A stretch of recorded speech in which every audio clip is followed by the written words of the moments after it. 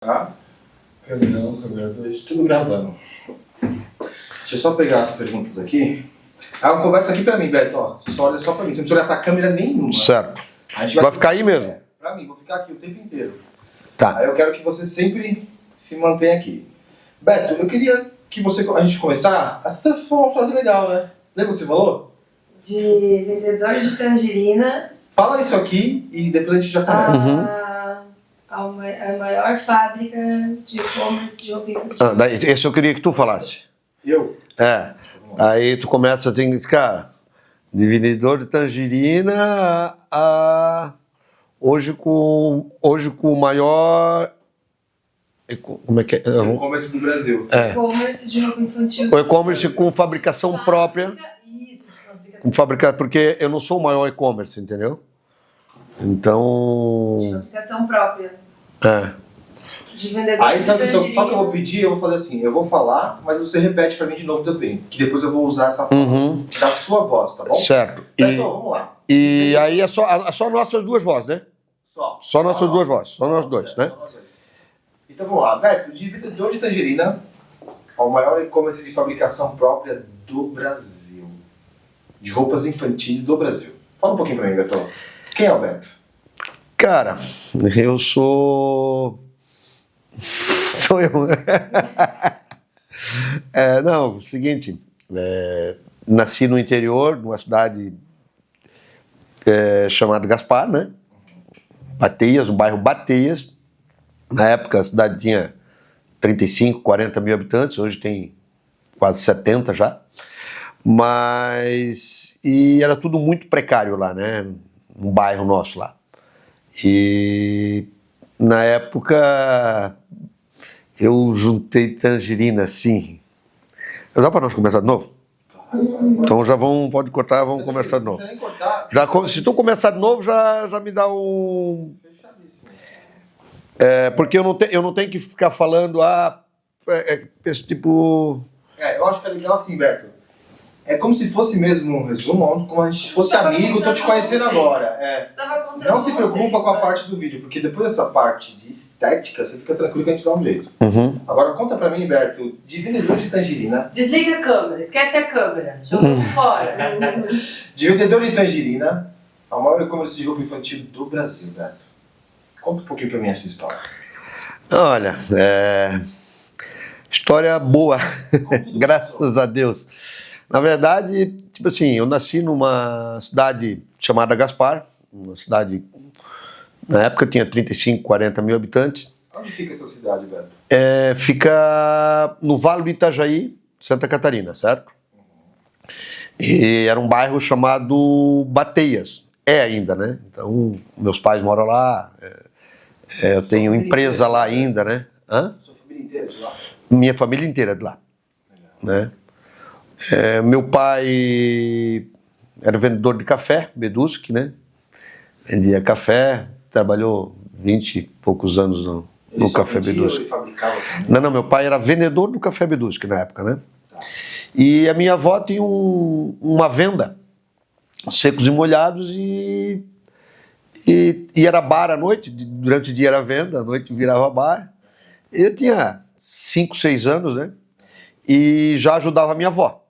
Então, trabalhava na venda com ela e ajudava a servir. Seus pais que falavam pra você, falou, Beto, você tem que ir lá trabalhar com a sua avó. Não. Você sentiu assim no coração, falou que Não, meu pai viajava, ficava a semana inteira fora.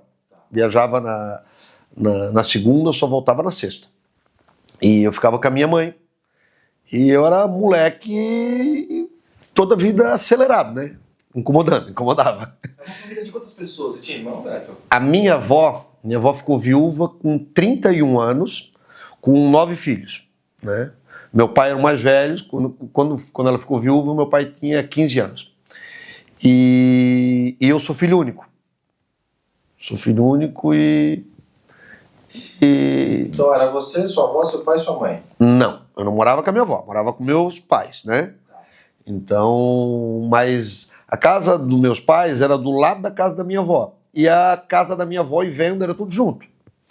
Aí eu ficava lá, na venda, ajudando a minha avó, incomodando mais da minha avó do que ajudando, acho, né? E eu era metido. Queria servir, queria atender, queria fazer o troco. Aprendi a fazer troco, anotar tudo, que era tudo na caderneta, tudo fiado, né? Eu não sabia nem escrever direito, mas eu queria já anotar o que cada um devia, fazer os trocos. E aí eu ia para a escola, da escola, saía da escola e ia correndo para dentro da venda, né? Era algo que, tipo assim, você já curtia fazer isso? Me dava prazer em fazer isso. Então, sai da escola já ia pra... Ia ajudar a minha avó lá na venda, incomodar ela. Minha tia e a minha avó. Até que horas isso? Cara, não tinha horário. Tem dia que eu ia depois da escola, tem dia que eu ia à noite, que a minha avó abria a venda às 7 horas da manhã e ia até 10, 11 horas da noite, meia-noite. Então, era venda e bar junto, né? Então... Ia até mais tarde. Ia até mais tarde. E aí depois, e assim, você tinha algum momento que você brincava um pouquinho também? Você curtia? A minha brincadeira era isso aí, né? Eu gostava de estar lá, né? Pra mim era uma diversão, né? Você levou como uma brincadeira? Como uma brincadeira, diversão. Não é que eu trabalhava aquela...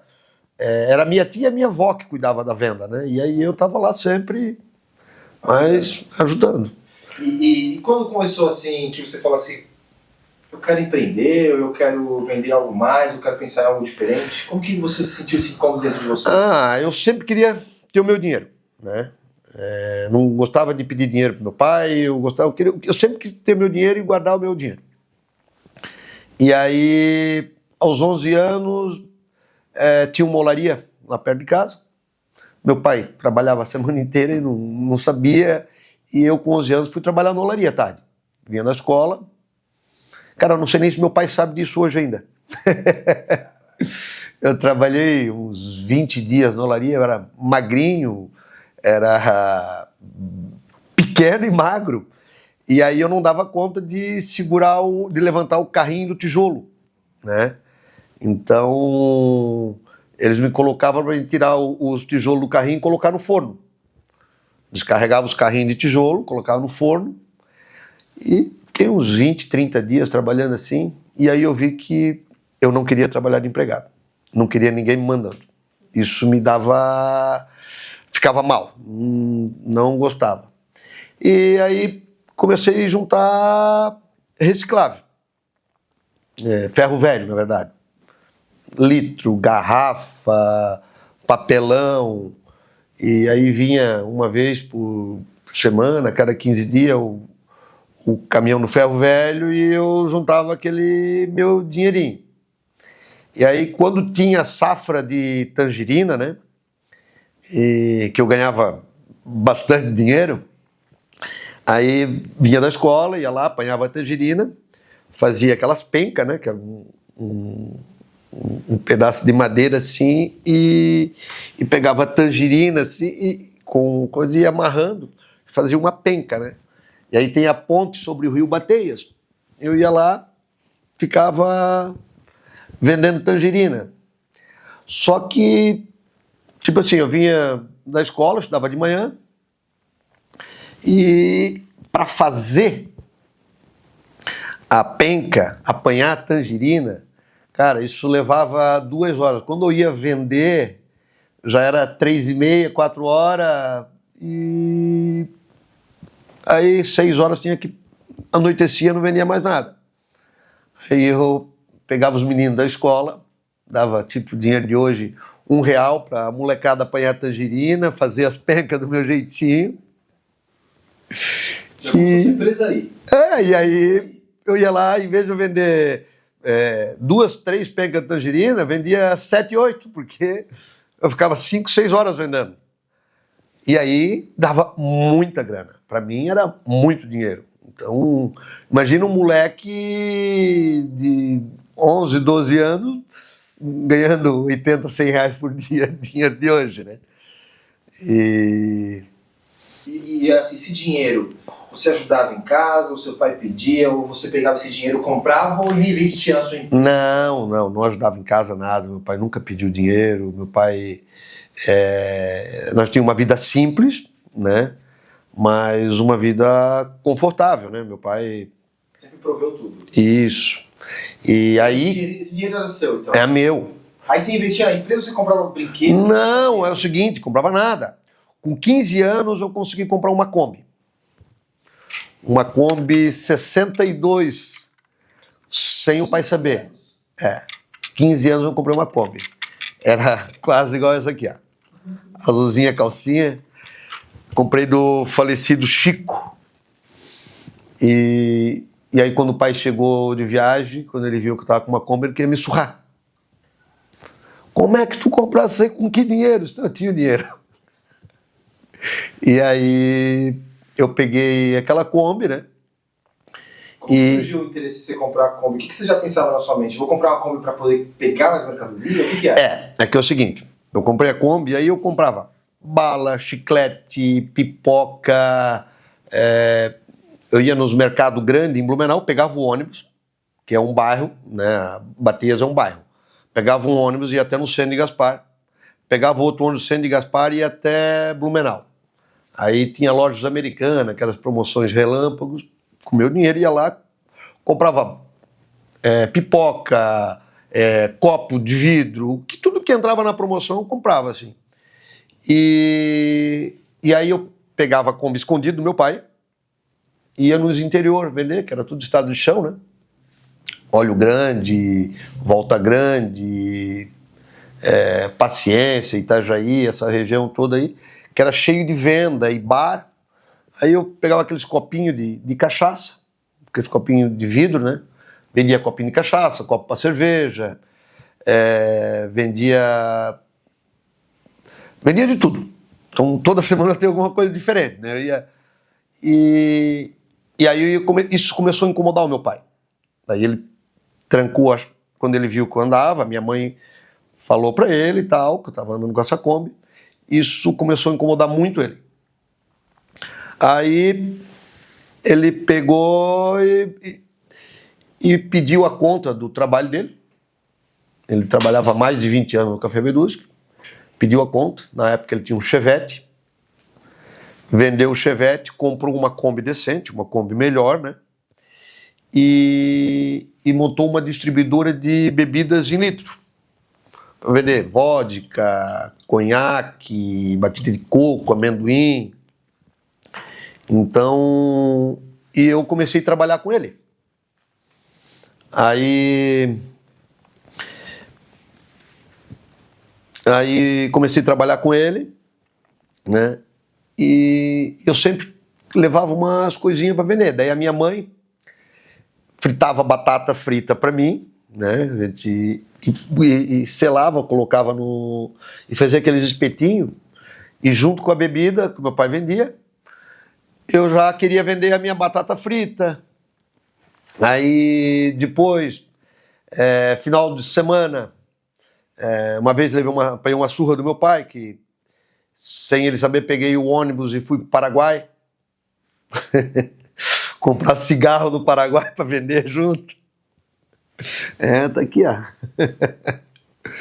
E que tipo assim, antigamente a Souza Cruz vendia um maço de cigarro a, sei lá, R$5. Eu vendia 2 e ganhava 200%. E eu levava junto o cigarro quando meu pai ia de Kombi vender, ia trabalhar, né? Seu pai começou a ser essa inspiração sua para empreender? Como que você teve esse interesse e essa curiosidade? Porque assim, lá na escola, Beto, onde você estudava, seus amigos já faziam isso? Como que você teve esse desejo de começar a pegar as coisas e vendendo e ajudando seu pai? Porque não são todas as crianças que têm isso. Não. Meus amigos não faziam isso. Era só eu mesmo, né? E eu odiava estudar. Não estudava, não gostava de estudar. Na verdade, eu nunca passei da 5ª série. Reprovei 2 anos na 3ª série. Reprovei 1 ano na 4ª. E na 5ª também 1 ano. Eu não gostava de estudar, eu odiava estudar. E eu só era bom em matemática. Só gostava de matemática, era bom em matemática, fazia conta na caneta, fazia a tabuada de cor, isso era sempre 10 em matemática. Agora o resto, nem hoje não sei escrever direito. Quando você começou a trabalhar com o seu pai, você ainda tinha esse desejo de montar uma coisa sua em paralelo? Como que era? Não, eu sempre tive o desejo de comprar e vender, né? Então, na verdade, o meu pai se preocupou muito comigo, deixar em casa, que eu tinha 15, 16 anos na época, e aí foi. Então, ele saiu da empresa, né? E comprou essa Kombi e a gente começou a trabalhar junto, eu e meu pai. Que idade ficou trabalhando Ah, eu fiquei com ele... Quando eu tinha 17 anos, eu não tinha carteira de motorista ainda, meu pai se candidatou a vereador. Aí ele me deixou fazendo a praça sozinho, com um motorista para dirigir, só, né?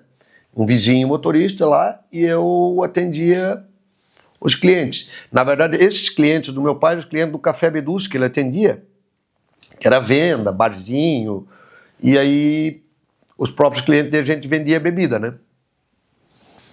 E eu vendia o cigarrinho, trazia o cigarro do Paraguai, né? Você foi até o Paraguai. Eu ia sempre para o Paraguai. É que tinha um vizinho chamado Rui, ele trazia toca-fita na época, alto-falante para vender, e ele precisava de alguém para ir com ele sempre para ficar atravessando a ponte. Aí ele pagava toda a despesa para mim, e eu ia com ele para o Paraguai, e todo o meu dinheiro eu comprava tudo em cigarro, né? E trazia escondido o cigarro no porta-mala do ônibus, né? E vendia junto com a bebida do meu pai. Na verdade, chegou uma época que eu ganhava mais dinheiro vendendo cigarro do Paraguai. Depois disso, o que você começou a fazer? Que depois, aí é o seguinte, o que aconteceu?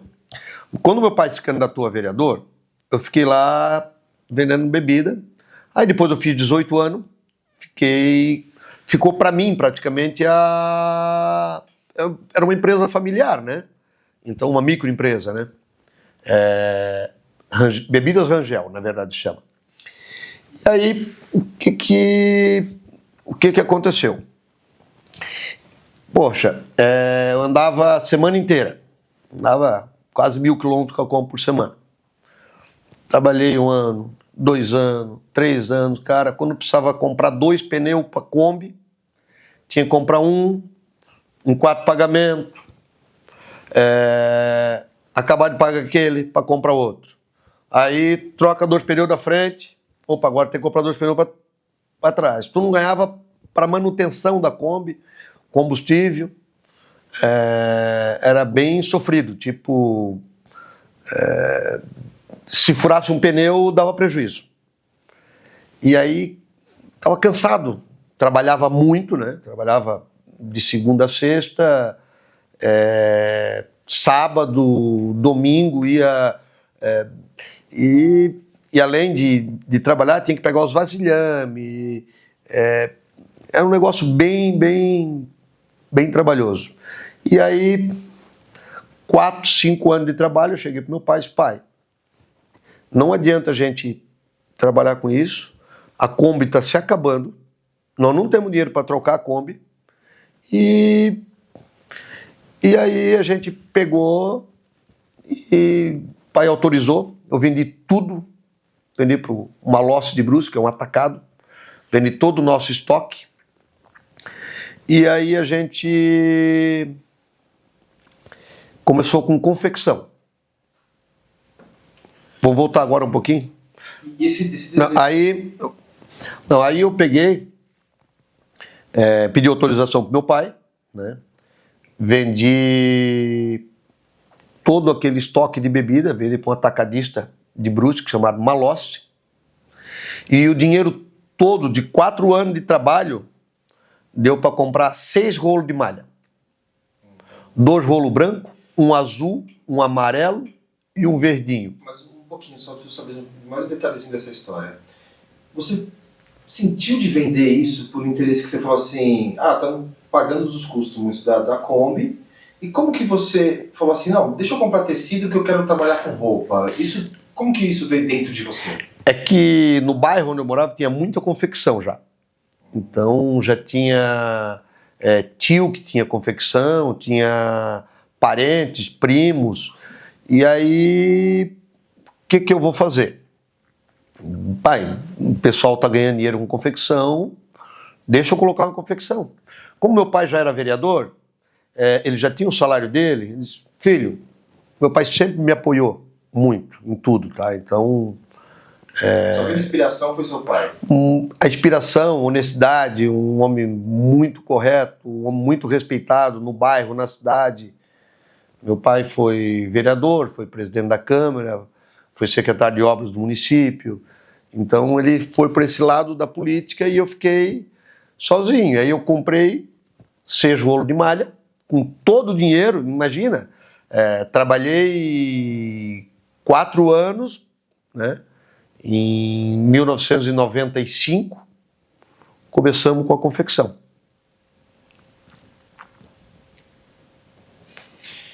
E assim, enquanto um outro ponto que eu acho que é interessante a gente pontuar, Beto, que é o seguinte. As pessoas sempre têm essa preocupação do tipo assim, eu preciso ter uma estabilidade, eu preciso ter um dinheiro fixo, essas coisas que vai e vem. Como que você se manteve, assim, sempre nesse pensamento do tipo assim, não, eu não vou trabalhar para ninguém, eu quero ter o meu negócio, eu quero ser empreendedor, sempre foi meu sonho.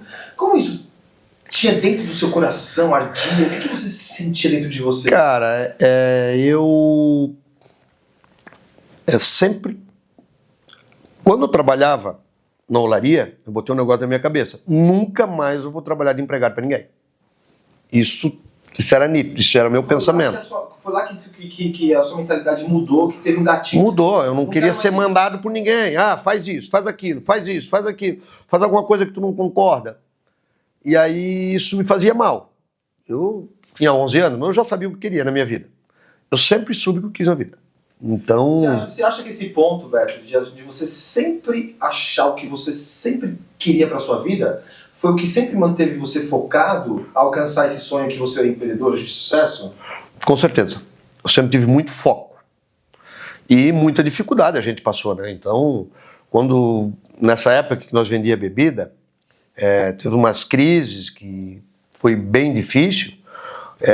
A gente nunca ficou devendo nada para ninguém. Então, quando eu fiz 16 anos, o meu pai me emancipou, de tanto eu incomodar ele, eu queria pegar um talão de cheque do Banco do Brasil. Ele foi lá no Banco do Brasil, assinou para mim, falou, isso aqui não é papel higiênico. Se um dia tu der um cheque sem fundo, eu te mato. Ele falou assim, na frente do gerente. Tá aqui, ó.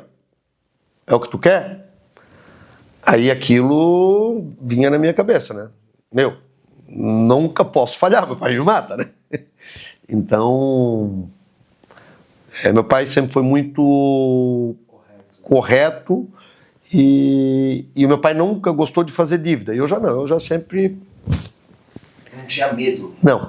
Não tinha medo. Isso aí você olhava sempre como investimento, não como dívida.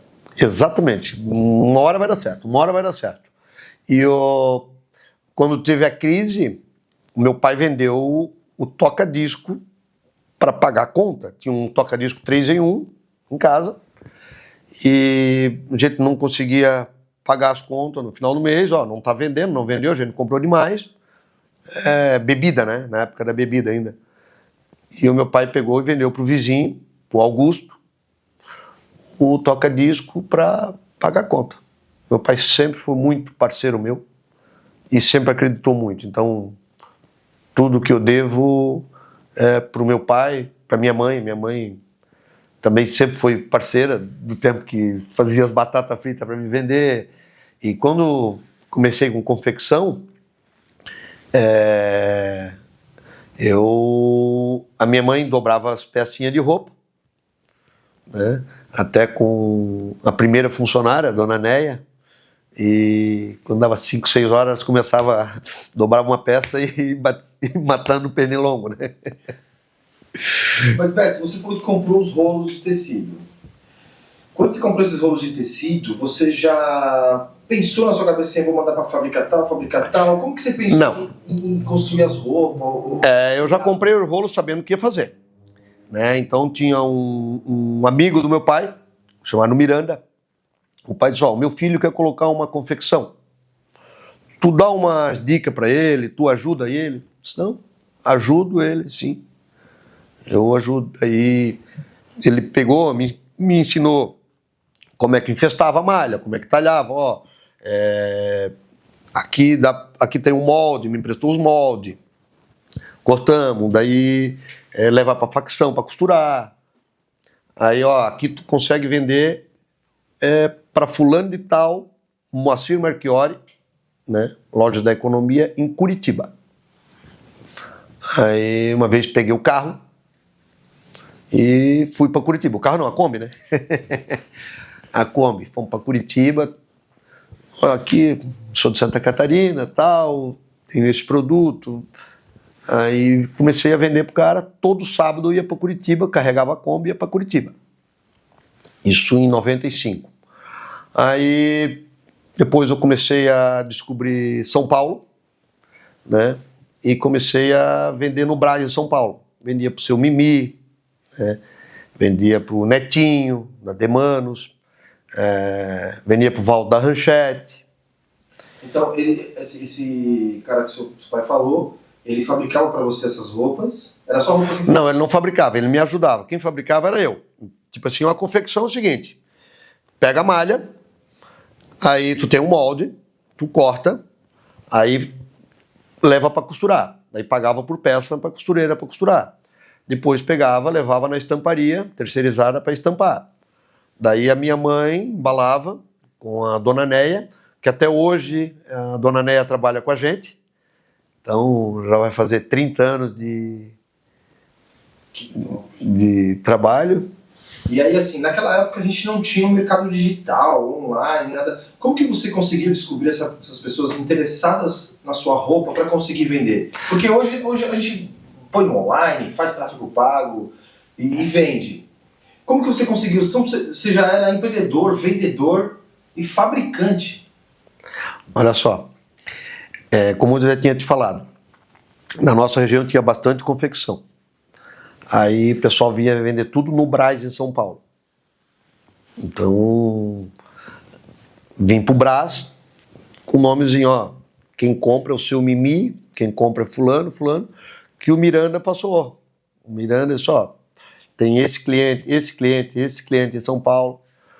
E aí, peguei, vim pra cá, de Kombi, e botei... Primeiro eu carreguei a Kombi com a mercadoria assim, tá vendido. E vim aqui, aí vendi um pouco para um pouco para outro. Eu comecei a vir para São Paulo em 1996. Né?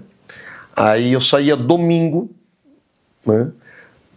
Carregava a Kombi quando era 10 horas da noite, não era pista dupla, e vinha até... Quando chegava em Imbu, eu não conseguia entrar em São Paulo, eu não entendia, não conhecia São Paulo, né? Aí, não tinha o Waze, né? Não tinha o Waze, não tinha GPS, não tinha nada. E eu sempre fui muito ruim de mapa. Aí eu chegava em São Paulo, tinha aquele chapa. Assim, né? Mas eu não sabia, não tinha, mas eu não conseguia. Aí chegava em São Paulo, tinha aquele chapa, era frio. Chegava em São Paulo 6h30, 6 horas da manhã, em Imbu, na verdade, né? E aí pegava aquele chapa, que descarregava caminhão, e vamos, preciso ir nesse endereço. E o chapa conhecia, botava dentro da Kombi, cara com uma catinga de queimado, porque eles botavam aqueles pneus e o fogo para aquecer eles no frio, né? E aí ficava meia hora, uma hora naquela catinga botada dentro da Kombi, que ela pesteava a Kombi, né? Aí o cara ficava comigo a segunda-feira o dia inteiro. Aí descarregava a Kombi, voltava comigo, eu não sabia voltava até Imbu, recebia na época tudo em dinheiro, nunca fui assaltado, pegava esse chapa, tirava o dinheiro, a malinha do dinheiro, o pacotinho do dinheiro, pagava os caras e vinha embora, pegava o dinheiro, comprava mais malha. E aí na quarta-feira, 10 horas da noite, embarcava na Kombi, vinha para São Paulo de novo. Aí, quando é 6 horas da tarde, saía de São Paulo, chegava 2, 3 horas da manhã, aí no sábado ia para Curitiba e Ponta Grossa. Então, era 2 viagens para São Paulo. Aí, Você tá com quantos anos aí já, Beto? fiz 50 anos. Não, você tava com quantos anos quando você fazia isso? Aí eu tinha, isso foi em 96, tinha 22 anos.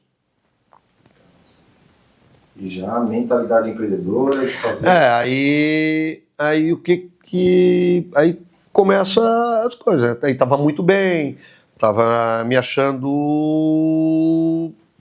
Cara, e não dava mais pra vir com a Kombi. Precisava de uma F1000. Que na época um bom malheiro tinha uma F1000. O cara, para ter sucesso, o cara ter uma F1000 era um cara que tinha grana, um cara que tinha dinheiro e, cara, esse cara deu certo. E o meu sonho foi ter uma F1000. Aí, e com a Kombi não dava mais, né? Eu carregava a Kombi. Quando chegava na Serra de Curitiba, se tu botava a terceira, que ela falhava, ela não ia. Aí tem que botar a segunda. Aí tinha que vir a 40 por hora subindo a Serra de Curitiba.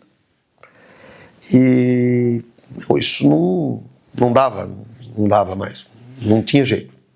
Aí você falou, preciso comprar, aí você comprou a F1000. Daí eu peguei, fui lá e comprei uma F1000. Louco. Aí meu pai brigou comigo, que tu não podia comprar, tu tá louco. Pai, eu tenho um cheque, pai, aqui de R$8.250 que eu vendi pro Magazine Otimista, tal. Tu não pode contar o ovo no cu da galinha, meu filho. Por que tu não esperasse vencer esse cheque para comprar? Na época eu paguei 16 mil na F1000, mas tudo financiado, 100% financiado. Dei uma entrada pequena e vendi a Kombi, dentro da Kombi de entrada.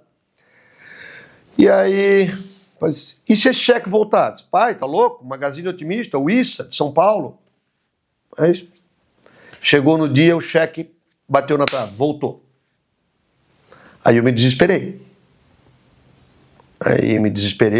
Peguei o ônibus lá, cheguei aqui, fui direto no escritório dele. Quando ele me atendeu, fiquei esperando, peguei o ônibus, era à noite, viajava à noite, cheguei aqui na rodoviária, era às 6 horas da manhã. Fiquei na frente da loja até às 9 para abrir. Ele chegou umas 10 horas. O ISA, o Magazine Otimista era. Aí eu disse, cara, pelo amor de Deus, preciso desse dinheiro, tenho um monte de conta para pagar, assim. Ele disse, olha,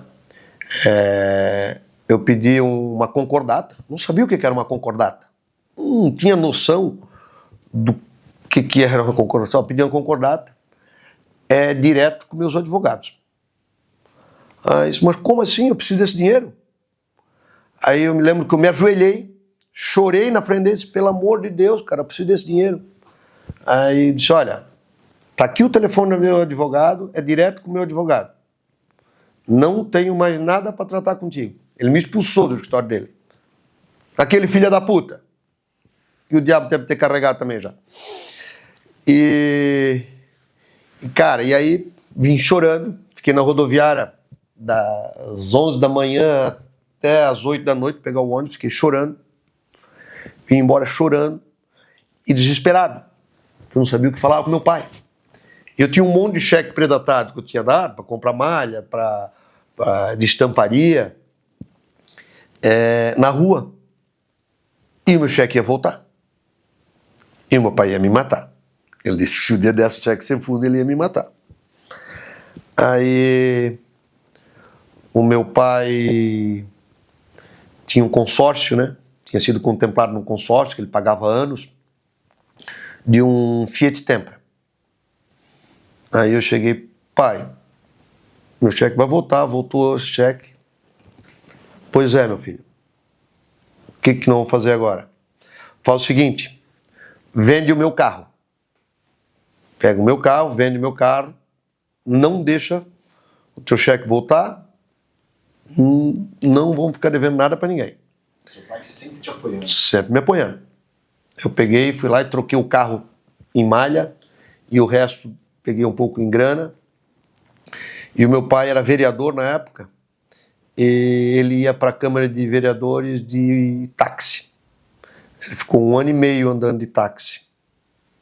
Entendeu? E aí isso me doía muito, assim, sabe? E perdi esse dinheiro e bola para frente. Vamos... Só que 8.250 na época... Não fez você desanimar, né? Não. Eu nunca desanimei, na verdade. Tudo o que acontece eu já vou ver o... Teve um problema? Foco na solução. Foco na solução. O problema já passou. Não tem como voltar atrás. Tudo aprendizado, né, velho? E aí... Cara, mas sofri muito, muito. Porque, tipo, 8.250 na época era um faturamento de 1 mês de trabalho. Eu vendi só para ele aquele mês. Fiquei 1 mês fabricando só pro cara. Então, isso deu um baque muito grande, né? E aí, depois, eu comprei um carro pro meu pai. Tá aqui, ó. Agora pra frente, meu pai sempre vai ter um carro melhor que o meu, né? Então... Mas passamos por muita coisa. Pra ele, você falou, consigo agora ficar tranquilo e continuar. Paguei uma dívida, na verdade, né? Paguei a dívida com meu pai, né? E ele não te dava bronca, brigava com você, nada. Aí você falava, filho, vou te ajudar e bola pra frente. Não, ele dava bronca, dava. Ixi, brabo, claro que sim. Graças a Deus, né? Sim. Ele ajudava, ele não deixava... Ele ia até na última hora. Na última hora ele me socorria. Como que você deu a volta por cima para poder pegar esse dinheiro de volta? Que solução que você teve para poder arrecadar esse dinheiro e dar um carro para ele ainda? Cara, aí fui no shopping Blumenau na época e tinha uma Baby Look de meia malha. Tava na moda aqueles pontos de interrogação, os coraçãozinhos. E essa Baby Look era na Fórum. Eu comprei uma peça daquela e fiz igual. E trouxe para São Paulo, comecei a vender Baby Look feminina, adulto, a R$1. Era uma estampa simples, que era um ponto de interrogação, um coração, uma estrela e os frisos combinando. E comecei a vender muito, muito, muito. E dava muito lucro, que ela era curtinha, que dava umas 15 peças num quilo de malha. E o pessoal, todo mundo no infantil, vendendo infantil, tipo, vendendo uma camiseta infantil a 50 centavos, e eu vendendo o Baby Look a R$1. E dava mais rendimento a Baby Look que as camisetas do 2 ao 10 que a gente vendia na época. E aí comecei a ganhar muito dinheiro. Muito dinheiro. Aí, com a F1000, em vez de vir 2 vezes por semana para São Paulo, né, eu vinha 3. E, sempre carregado de... isso 97. Só que era um negócio tão... Eu não tinha experiência nenhuma com nada. Um dia cheguei para descarregar a F1000, aí o cliente, o Valdo da Ranchete, né, na época, cara, eu tô sem talão de cheque, tu faz uma duplicata para mim? Cara, duplicata? Sim, duplicata, um boleto. Pode fazer um boleto para 15 dias. Não falei nada, morrendo da vergonha, não sabia. Cara, vi que aquilo na cabeça de São Paulo. Fui direto no Banco do Brasil. Fui lá, falei com a gerente, que era a Cláudia. Cláudia, o cliente pediu para fazer uma duplicata. O que é a duplicata? Disse, não, tu tem que fazer a nota fiscal e aí tu faz um boleto, tu faz a duplicata, traz aqui e a gente emite o boleto. Mas como assim? Então, vou te fazer um modelo. Ela fez um modelo, né? Assim e tal. Eu levei aquele modelo para casa. Disse, mas tu tem que fazer a nota fiscal. Sim, tu tem que fazer a nota fiscal. Mas eu não faço nota fiscal. Porque eu botava dentro da F1000, dentro da Kombi, e vinha sem nota, furava a fiscalização, passava por trás, e trazia aqui em São Paulo sem nota. Era tudo informal na época. E aí comecei a fazer nota fiscal. Aí você mesmo fazia a nota fiscal? Eu mesmo fazia nota fiscal. Fazia na caneta. Meu pai me ajudava, que ele já tinha mais prática, ele fazia café, né? Então, mas eu não gostava muito de fazer nota fiscal, não. Não gostava de pagar imposto, não. Hoje a gente paga tudo 100%, tem que pagar tudo. Mas na época era tudo muito informal, né? Eu fui forçado a profissionalizar. Fui forçado a aprender com as coisas. O que eu acho sensacional dessa história, Beto, que tipo... Não teve obstáculo que nada te parava, assim. E tipo, você era muito de ir lá e fazer acontecer ao invés de ficar só maquinando, né? Primeiro eu fazia acontecer, depois eu pensava. Então, às vezes dava errado. Mas você tinha aprendizado, não te desanimava? Não me desanimava. Não tinha o nome como. Molecada, você falou que você colocou aqui, né, que você começou o nome Molecada em 2000... O nome Molecada eu registrei ele em 90... Aos 21 anos. Em 97, 98 eu registrei esse nome, Molecada, né? E como esse nome veio pra você na sua cabeça? Você viu alguma coisa? Ou você brincava de molecada? Cara, posso falar? É que o nome da etiqueta era Rangel. Então, nada a ver para criança. Aí um cliente disse, tem que ser uma etiqueta mais colorida, um negócio mais colorido. Aí eu chamei o cara da etiqueta, o Goi. Cara, o cara falou que eu tenho que fazer... Não tinha experiência nenhuma. O cara falou que eu tenho que fazer uma etiqueta mais colorida e tal, roupinha de criança. Tu não faz uma etiqueta? Aí, tá, vamos botar um nome, que nome tu quer? Não sei, moleque, molequinho, molecada. Tá, então vamos fazer uns modelos. Ele foi lá e escreveu molecada, com as letras meia torta, colorida. É isso aqui. Então... E aí ficou molecada. Aí eu registrei Molecada, não passou. Aí eu registrei de novo como Molecada by Rangel. Aí boto o by Rangel bem pequenininho e ficou Molecada. O Rangel é do quê? É meu sobrenome, né?